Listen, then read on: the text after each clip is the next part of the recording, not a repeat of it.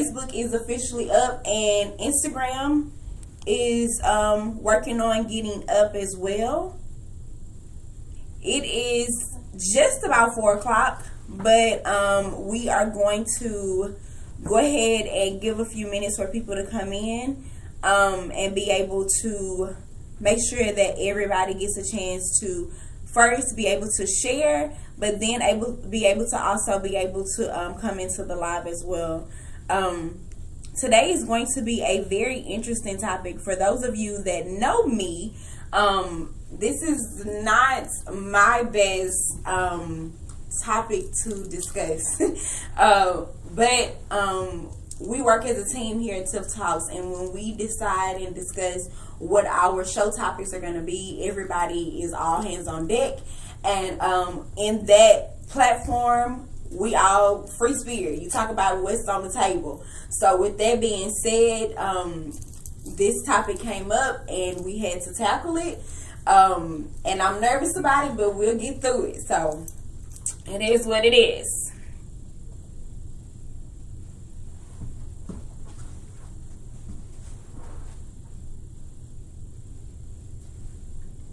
All right, I see a couple people are coming in on Facebook. What happened? I see a couple people are coming in on Facebook. We're trying to get the Instagram up and running to make sure that everybody is able to come in on that portion as well. Remember, Facebookers, as you come in, I am unable to see who exactly you are. So when you come in, make sure that you drop your name, the city that you're from, and any Houston area occasion or outreach engagement that you have going on, so that we can be able to shout those things out as well. We have a lot of announcements toward the end of the show, so make sure you guys stay tuned, because we have been working. It's a lot of stuff that goes on behind the scenes that you guys may not be aware of, that we're working on, and I want to make sure that I make you a part of that. So be sure that you stay to the end of the show so you'll be able to get the announcements as well.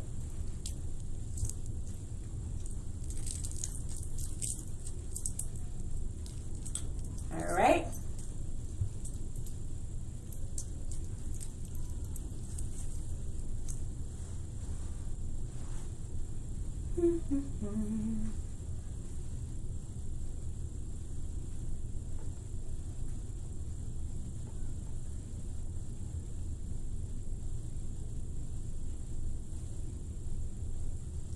So it is right at 2:02. We are going to get started. Make sure that those of you, that are coming in, that you like and share this post, so that you'll invite other people into this Facebook Live and Instagram Live. So for those of you that are new to this platform, my name is Tiffany. I am a social worker by trade and community activist at heart. And this platform, Tiff Talks, was created as a way to just really bring awareness and education and more experience to the community about taboos that we are talking about over happy hour, that we're talking about in the barbershop, that we're talking about in the beauty shop, and far beyond. So here is where we discuss those things. And today we're going to be talking about a topic that I cannot say that's near and dear to my heart. If I'm being just very vulnerable, I would say that it's a topic that I suck at. And that is conflict resolution. I have not always done very well with conflict. I've done better with conflict, but that's been in various entities of my life. And with that being said, I feel it's because, to a certain extent, because I'm a very tolerable person, I kind of, I'm very dismissive when it comes to certain things. I'm very headstrong, but I'm very dismissive. And when it comes to conflict, I'd rather just kind of walk away and not deal with it versus tackling it head on. And I knew in order to address this topic, I was going to need somebody that was mild-mannered, but also very strong, and being able to address the different layers that comes along with conflict. I'm gonna be honest, I have my bias. I worked very diligently on this outline in order to not allow my bias to creep up in this topic or this guided discussion, but I can't promise you that it won't. But that's the reason that we have this platform, to shed light, to shed experience, to shed awareness to topics like these who we may struggle with. And I know I'm not the only one. So I know our guest today by very many titles, but I will allow him to introduce himself. I am Jack in the Lab. I'm your host of In the Lab Live podcast. You can catch our podcast channel on YouTube along with my co-hosts Ambush and Speakeasy. Mm-hmm. And we tackle social injustice, politics, and just everyday current events. Mm-hmm. But we do it in a barbershop manner. Okay. So it's like barbershop talk. So sometimes it gets a little raw, but we get to the point. Uh-huh. And so it's politics, not just politics and like governmental politics. We like politics and relationships, politics and friendships, just some of everything like that. So that's kind of what we tackle, you know. Okay. And for those of you that aren't aware, he's also my father-in-law. So this is probably, I was telling my husband that we could probably talk about the sky being blue, because every time we get together, it's always a very insightful conversation, and it always starts from A and go all the way down to Z. So I'm sure this is going to be a very candid conversation, and I'm interested to, get your insight, because I know in various entities of your life, from being a business owner to being an independent business owner to being married for a long, long time, from family that you've experienced conflict. So I know in various entities you'll be able to chime in on this discussion. As for you guys, talkers, we want to make sure that you are also chiming in on the live discussion in the comment section below. And do not be shy, because I already said I know I'm not the only person that deal with conflict. So I want you guys to share both your success and shortcomings as it relates to conflict in the comment section, and make sure that you hashtag Keep Talking Conflict Resolution. So we're going to jump right into it, and I don't necessarily feel like it's worth defining conflict, but just for the sake of argument, we will define conflict. Shameless plug, conflict is an argument. But Webster Dictionary defines conflict as an opposing action, and more so simplified, a struggle resulting in a conflict or resulting in opposing feelings. But for me, more importantly, to kind of lead into this guided discussion, I think it's important to discuss first the types of conflict. So what, types of conflicts have you seen or have you encountered in your kind of day-to-day life? Conflicts in my day-to-day life, I deal with a lot of clients at the barbershop.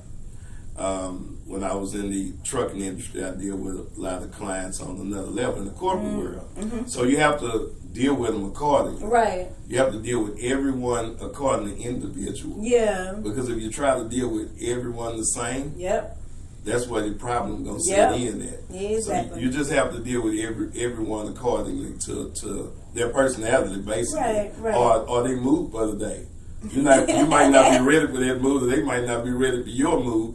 But sometimes it has to be you. It's a bigger person role. Right. Sometimes you got to take the high road, and every time it's going to be different. Everybody's different. But I heard you say one thing about being dismissive. Being dismissive is not really conflict resolution. It's not. I'm not even going to say really. Yeah. Being dismissive is not conflict resolution at all. So you have to. You have to talk about it and be able to compromise with whatever the situation is. And I know if I'm like in my work environment as a social worker, with my hat on as a social worker, I know that I have to, like you said, meet people where they are. Right. Whether it be a client, whether it be a patient, whether it be a family, whether it be colleagues, whether it be my leadership team, I have to meet them where they are. And just like you said, it's very different with each and every person. It's very different at different different times of the day. Absolutely. In the morning. Yes. In the evening. Before they had their coffee. So it's very different with different people and different entities. Right. As I mentioned, I'm a very tolerable person. Right. So the way that I deal with conflict with people that I do everyday life with, I would say. So like my immediate family, with my mom, with my husband, with my kids, it's completely different than how I do conflict with people at work, or the lack thereof. Right. And not that being dismissive, like you said, is a way to resolve or a part of conflict resolution. I think for the sake of my own sanity, when it comes to certain things, when it comes to certain people at certain times of the day, I'm very dismissive when it comes to conflict, because I don't want to give that energy, if that makes sense. Or I don't want to give that power that I have of my own to someone else. Right. So for me, if I'm, in conflict with someone at work, right, or if I'm in conflict with someone that I'm not doing the everyday life with, then it's no point for me. Like I could just be dismissive and walk away from it. But you know what? Speaking on giving out energy, sometimes a person will come to you, right, and they'll be like, say their energy is bad, and it makes your energy bad. They give that bad energy out to you, right? Yeah. And that's what I meant when I said being a bigger person, because sometimes you got to realize maybe you're just not having a good day, and so you have to be the bigger person and give out positive energy. Right. Now, if that doesn't work, now it's time to be dismissive about it, because it's going to be negative, just banging heads, and that's not going to work. So if y'all can't come to like I said, a agreement, right, or some kind of resolution that we talk about, is not going to work. But a lot of times when you give out the positive energy to a negative type of person, a lot of times they'll ease up and calm down. Yeah. If they're if they're a level-headed thinking person, they might be having a bad day. When they come to you, they might just need to sit down and be quiet. You want to talk. Yeah. Or you might not want to talk, and they want to talk and get on your nerves. Yeah. But sometimes you got to realize, maybe that person having a bad day. Yeah. Let me ease up and just give people grace. There you go. Give people grace. There you go. I completely agree with being able to extend grace to people in various areas of their lives and what they have going on, because you truly never know what people may be dealing with before you even have that interaction or encounter with them. Right. And it's important to be able, and I mean, it's the old saying or a mock saying of saying, you treat people how you want to be treated. But I live by that. So I try to be the ray of sunshine, especially in my work environment, because I work in a very stressful work environment. And on top of it being stressful, everyone is dealing with their own stress and having to come and present and be at your best to be of the best service. You have to have some sort of sunshine to tap into. Right. So I try to do that, and then when I can't, I just. And you know what? Expecting people to treat you like you treat them, a lot of times that's the biggest letdown. And sometimes you have to understand that and like go on with your day. Yeah. Because my mama once told me, she was like, well, just because that person acts this way with you, don't mean that you act that way with that person. Yeah. Keep being you. Keep being you. At the end of the day, they'll be okay. Yeah. As long as the situation gets handled, they'll be okay. But keep being you. Don't let a person pull that negative energy out of you. That's true. Yeah. That's true. Now, when we talk about the different types of conflict, I also feel that there's levels to conflict, if that makes sense. Yeah. Kind of like, when people say it's levels to this, it's levels to friendship. Right. What are your thoughts about there being levels to conflict? Levels to conflict. I would say you put it on a mild level. It's like I said, somebody having a bad day, but you put it on you put it on the heightened level. I would say when it gets to the point where you're arguing, and you get to the point where you want to go fist the cups and fight somebody, you got to realize that's not going to get you anywhere. Yeah. So a lot of times I've been in situations like that where the high level is getting to the point where you want to do something. Right. The only place it's gonna lead you is in trouble. You ain't Yeah. gonna get nowhere with it because after you finish fighting, finish arguing, you're gonna still have the same problem. That's true. That's very true. So I think the highest level that you have to deal with is when you get to that point, you get heated. You want to fight. You want to box somebody. I agree with that. Yeah. I feel that way. But at that point, you just have to. At that point, you just have to blow it off. Even if you have to leave. Yeah. Even if you have to be dismissive. Like you say, something you got to be dismissive. Right. But then after you be dismissive, you blow it off. And if y'all are like, say your husband or people at work, somebody you see every day. Right. Okay. If y'all have to deal with each other, once you blow it off and come back, you gotta talk about it. Yeah. You can't be dismissive because they ain't gonna change. So you gotta come back after you blow all that steam off. After you leave the house, drive to the store, go shopping, whatever you gonna do to blow that steam off. Go out with the kids. When you come back, when you go back to work, when you come back home, y'all must sit down and talk about it because that's the only way you're gonna coexist together.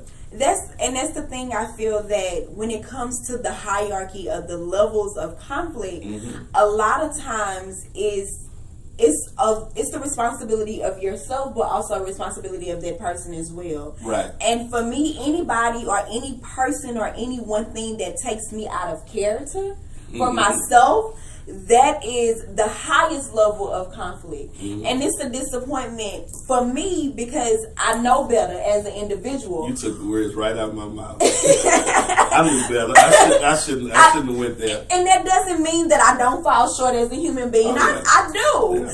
I know better as an individual, but I feel that there's also a respect level to that person. To not allow that person, like I said, to have that much power, to have that much bearing or being over me, to take me out of character. Out of myself, yeah. And you know what? My favorite words is, I tripped out. I shouldn't have done that. And then sometimes I go, if I'm the one, sometimes if you're the one and you know you're the one, sometimes you have to admit that to yourself. And then when you admit it to yourself, then you take it back to that person. Your coworker, the person you love, be like, man, you know what? My bad. I tripped out. I was having a bad day. It wasn't about you. It was about me. Right. So sometimes you got to hold yourself accountable. Oh, yes. Definitely. But a lot of times it's hard. You know that, right? Oh, yeah. It takes experience to go get there. It takes a big person to hold themselves accountable, but also to be responsible enough for someone else to hold you accountable. Right. And that kind of, transitions to like the next.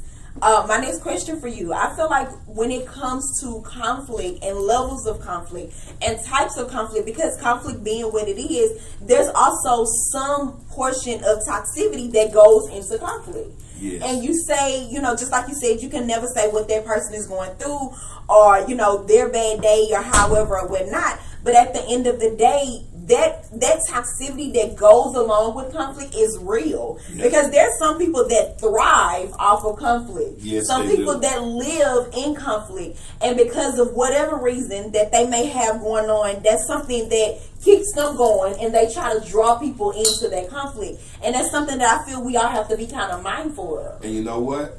If and when it's that toxic and you can't get past that, sometimes you have to. Sometimes you have to move them. You have to move them out your circle. That's what I like to call it. You have to move them out your circle, or you have to put a blinder on for that person. Say you work with that person just thrive off of drama. You got to handle that person accordingly.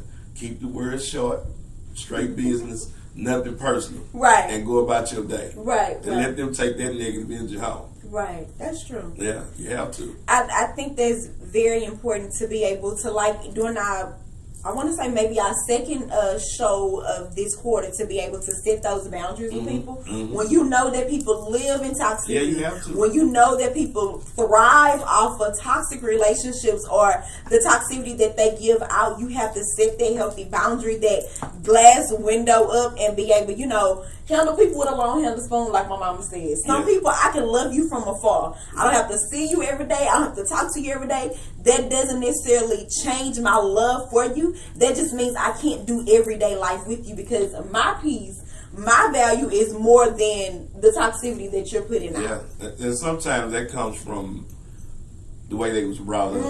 And that goes back to what we talk about all the time about generational curses. Yeah. They were raised in that type of environment. That's all they know. Yeah. So they didn't deal with their demons and they didn't deal with their curses over the years, so they still like that and they think that's right. Yeah. So you got to get them out of there. You're right. And treat it with long handle spoon, keep them words short. I agree. I say this like very, very loosely to not offend anyone, but my mama always taught me, she was like, you can't have a conversation with a crazy person. No. And by that I mean that some people are not at a place to have a resolution, to want a resolution, to seek a resolution. And if they're not there, then you're just wasting your time and energy trying to seek that from that one person. Yeah, because that's all they know. Yeah. And all they're going to give you is what they know. They don't know any better. And that's it.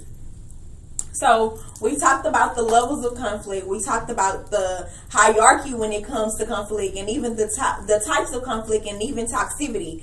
Let's transition to the whole kind of big purpose of conflict, and that's being able to establish a resolution. How do one transition from conflict to resolution? How do one transition? I think first of all you have to know a God, your God, somebody's God. I think first of all you really do. Like everybody worship different. So but you have that. First of all you have to know that in order to be able to deal with because basically conflict, that's life. That's life. You always gonna run into conflict. So you have to know your peace. Yeah. Your zen. You have to go to your zen. Yeah. And whatever gives you peace, you have to go to that. Yeah. And you have to fill yourself up with that, and then come back and start over. And I think that's how you get to it. And then when you do that, you go to the what I want to say, what word I'm looking for. Not resolution. You go to your compromise. Okay. You have to find a compromise within every situation. And every situation is not going to be right. Like you might feel like you're right, and at the end of that talk, they still feel like they right. So what you do at that point? Compromise. You just have to compromise and agree to disagree. Yeah. You can't do anything. That's the old saying. You can't beat a dead horse. That's true. We keep talking about this. You believe this, and I believe this. What are we gonna do about it? Right. So at the end of the day, I have to make you comfortable. If we have to coexist together. Right. That's only if you have to coexist together. I have to make you comfortable. You make me comfortable. Right. And some kind of way we have to draw that line in the middle. Right. So we don't keep arguing about the same thing over and over again, or talking about the same thing over and over again, or disagreeing. So you just have to find that line. I think that's what I'm trying to say. You have to find that line. And you brought up a good point about compromise being different for each and every person. Yeah. And my husband and I have this conversation all the time, because compromise for us can be him giving that 70% in compromising and me giving that 30% in compromising, depending on the situation, and vice versa. But when it comes down to compromise, it's all about the bigger picture. Right. When you decide to draw that line or have a compromise, then it's something for the benefit for both everybody. Finding the goal. Exactly. Because if you can't find a mutual understanding or a mutual goal to be able to work toward, then what's the point of continuing to go back we can't work. We can't work. We can't find a common goal, we can't work. I agree. And a lot of things that goes into like conflict or conflict resolution, people automatically think that comes along with an apology. And we talked a little bit about this off the camera, but I kind of feel like, because even as a child, and I have to catch myself with my children, when something is done wrong or when you've done wrong, the automatic response oftentimes is you need to apologize, or an apology is owed, when that's not always the case. And this is just I'm speaking from my own experience and my own opinion, and that's because I may have a thing with apologies. Like, I'm not if I give them, they're definitely sincere, and because I don't give them very often, I have a thing with it. It comes with a lot of weight when it comes to being able to apologize, and it's because I value intention over apology. Right. And I say that because you, I don't wake up with an intent to harm anybody or to do something wrong, but that doesn't mean that I won't encounter that throughout my day. My boys, Lord, they 2 and 7 and I mean, just with the age gap and there being 2 very strong-minded kids, they conflict. I mean, they will argue over the sky being blue. I mean, that's just them. And even as mild-mannered as my middle baby is, when it's, oh, Chase did something, I have to evaluate his intent, because his intent and what was done could be 2 completely different things, because I don't know what went into that. So I think when it comes down to an apology, whether giving it or receiving it, it's all about the intent that goes along with that action. You know what? The apology, I'm not going to apologize to you until I find the facts. Just like you were saying, you got to find the facts. Yeah. And if it's the kids or whatever the case may be, whether I'm right or wrong, we got to look up the facts. And whatever the facts may be in that situation, we're going to look up the facts. And if the facts stand, I'm wrong, I apologize. I was wrong for that. You know what I mean? Because apology boils down to finding the facts. And that's basically the bottom line of it. When you find the facts, and these are cold, hard facts on the line in front of your face, and you still don't apologize, who has a problem? Say, I don't apologize. Sydney, it's right here. And I'm still refusing to apologize. You got to look at yourself. Or vice versa. And if you find the facts on somebody and they don't apologize, they don't have to. But a level-headed person, they're going to apologize. Oh, my bad. I apologize. How can we make this right again? And that's what I think that's the bottom line of it, finding the facts.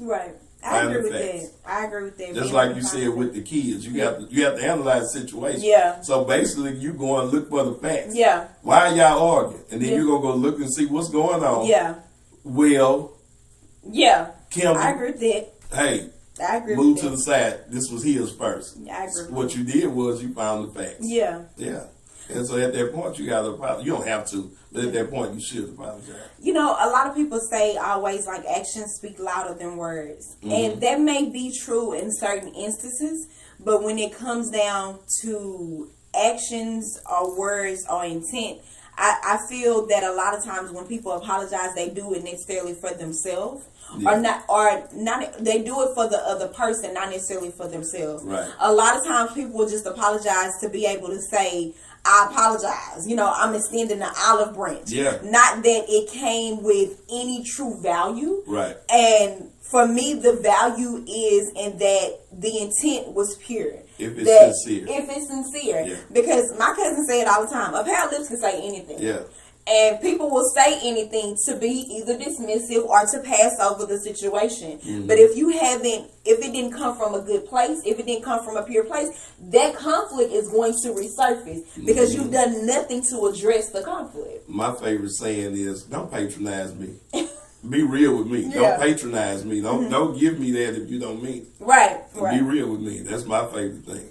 I agree with that. Another thing that kind of goes along with what I see people will say kind of conflict resolution, and this is more like in a personable, relational type stance when it comes to people saying the big F word, like forgiveness. In order to have a resolution, do you feel like you have to have forgiveness? The godly person's supposed to forgive. But do you forget? See, that's the thing. I can forgive you for doing something, but I'm going to always remember. And so that piece of forgiveness I gave you, when I think about it, something in the back of my mind, I'm getting mad at you again. So that's hard. It's tough. But yeah, you supposed to forgive. But do you forget? No, you never do. It's always going to be a stain on your brain.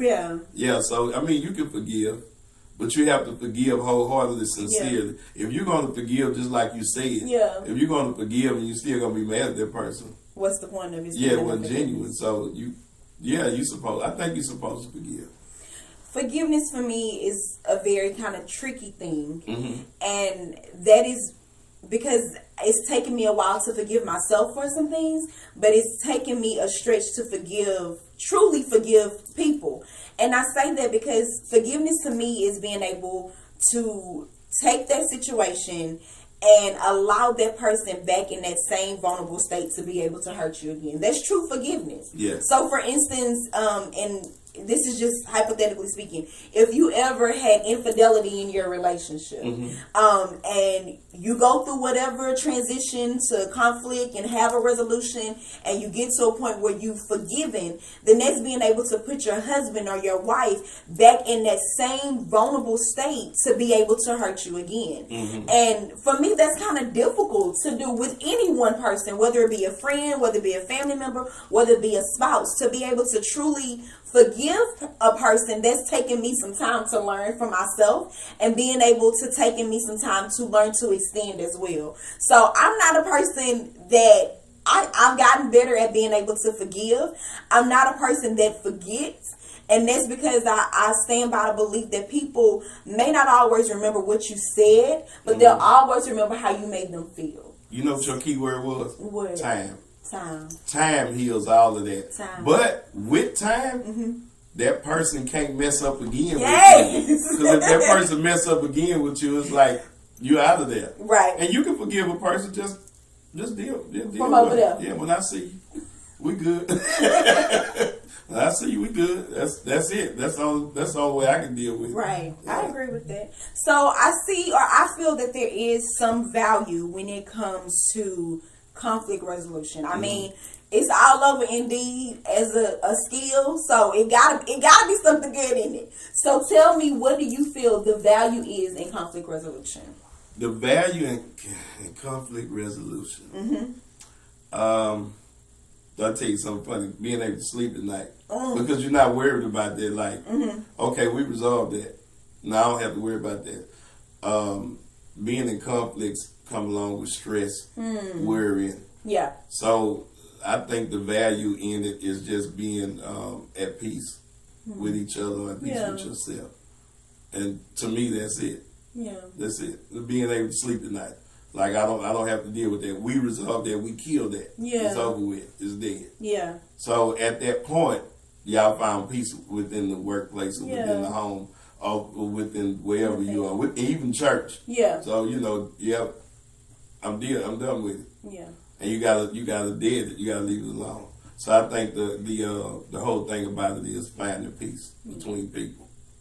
I agree with being able to find and have your own peace, because I know what it is to be able to establish peace for yourself. When it comes down to conflict itself, I feel that the value in that is being able to understand that it's okay to have differences, and being able to build on those differences. I mean, if we were all the same, then there would be no diversity. No conflict. There would be no conflict in a world that may be good to some, but I don't feel that you would truly grow if you never had conflict and were never uncomfortable and would never be able to experience the challenges in life to push you in those various entities. My husband gets on me all the time about an issue in my workplace that I have encountered over and over for years when it comes to conflict resolution. Like I'm the type of person that don't send me no crazy email because I'm gonna respond. And it had gotten to the point where I was like, Lord, please just don't let the letter E work today. Because every action don't deserve a reaction.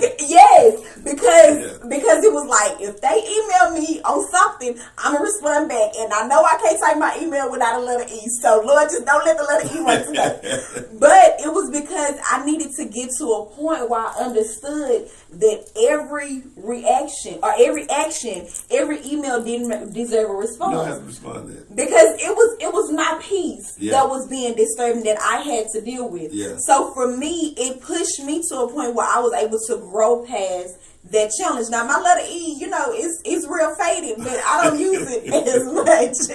I don't use it as much, and I'm proud of myself for that. So anytime that I don't respond to an email is because I'm holding on to my peace. Yeah.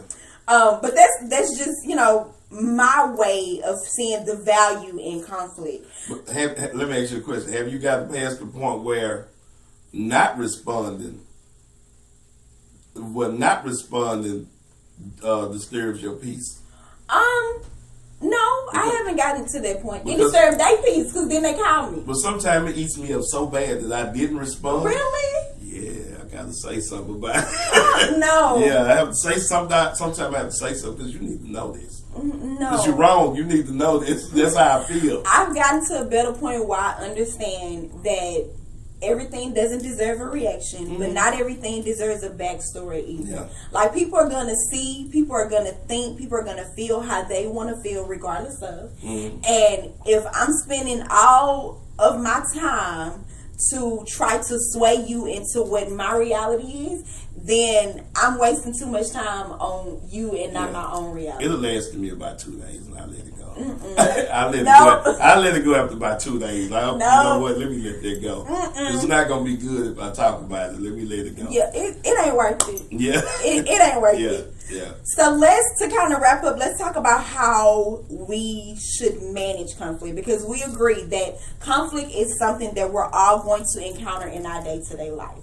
So we've discussed with being able to come to a resolution that you have to be able to value your peace and being able to come to a mutual goal and being able to draw a line that we can agree on for the better good of the situation or the better good of the relationship. Right. But on the day-to-day life, because you said being dismissive is not the best thing to do. It's not. How do you manage conflict? At a very minimal level. At a very minimal level. I think you manage it, and that goes back to compromise. You always have to compromise. I think at a minimal level, like, just keep it down to a minute. If it's at a low level, if there's something that's been going on, I'll put it to you like this. When I got married, our pastor, our counselor told us, like, he made us do a worksheet on each other. We didn't know what each other answered. So at the end, I'll make this real short. At the end of the counseling session, he read out the answers. Well, you know she don't like this. You know he don't like this. You know she don't like that. And what the moral to the story was, you getting ready to marry this person. Are you willing to deal with this for the rest of their life? Because it's not going to change. Y'all grown now. So that's why I say keep it as minimal. If it's something that's been happening 15, 20 years, 10 years, 5 years, I mean, the person's not going to change. Right. So you got to keep it to a minute. Oh, that person like that. Let me deal with my stuff over here. Yeah. And change how I move and not expect it. Yeah. So that's what I mean when I say to a minimum. Yeah, I think for me, the way that I best manage conflict is I know my triggers and I'm aware of my triggers. Right. And I hold myself accountable for those things. Right. So for me, I try my very best and I put myself in a situation where I know I'm going to be triggered. And when I'm in a situation where I am triggered, I know, or I revert back to, like you said, maybe they're having a bad day, giving people grace, giving myself grace, and being able to say, is it really worth the conflict? Is it really worth the argument? Is it really worth the back and forth? Or is this something that's going to matter the next 5 minutes? If it's not going to, if it's not, fall walk back. away. Fall back. Fall back. Yes, fall back. And that's how I deal with it. Yeah. If it's not worth it, fall back. I agree. I completely agree with that. Yeah. Completely agree with that. All right. So, my last and final question, and we always kind of end the show with a testament. Okay. So we talked about the types of conflict, the levels of conflict, toxicity in conflict, conflict resolution, how we manage in conflict, how we move from conflict to resolution, forgiveness, apologies. Out of all of that you shared with us today, what is your testament that you want our audience to have? To learn how to coexist, to learn how to deal with one another in better spaces, to learn how to compromise. And when you learn how to compromise, you'll come out on top and find peace, because to me, peace is happiness after all of the conflict. Yeah. So when you find all of that, when you get through all your conflicts, when you get through all your talks, all your compromising, you find your peace. Yeah. And that's happiness. At the end of the day, if you can't be happy After all those resolutions and all those talks, if you can't be happy, you doing nothing. Yeah. So just find your peace. Yeah. So when I was thinking about my testament, I came up with an analogy. And my analogy is, when it comes to conflict resolution, I feel like conflict resolution is kind of like I-10. So, you know, when we was in the construction part of I-10, before it was expanded, I mean, it was like a nightmare of frustration. Mm-hmm. But when you've gotten to a point where you can practice conflict resolution, where you can practice setting healthy boundaries, where you can practice being able to have a mutual goal and work toward that goal and compromise, then it's truly like I-10 as it is now. Mm-hmm. We went 5 or 6 lanes, and on 5 or 6 lanes, even if conflict is in dead center of their relationship, you still have these other lanes to get around, right, and to be able to come to a mutual understanding. Right. So my takeaway or my testament is to be able to manage conflict in a way that you have a mutual goal to get to, and however you get there, whether it be switching lanes, switching gears, as long as it's something that you can get around, mm-hmm, then it's something that you can overcome. Absolutely. That was good. I absolutely agree with that you. Was good. Did you freestyle it? I know. I did not freestyle it. I wrote down my thought about it. Okay. And then I expanded on it. It sounds like a good freestyle thought, though. No, it was good. You should have told everybody to freestyle it. It was good. Yeah. Well, I want to thank you guys so much, and I want to thank you for being a part. It's an honor and a pleasure all the time. I mean, this is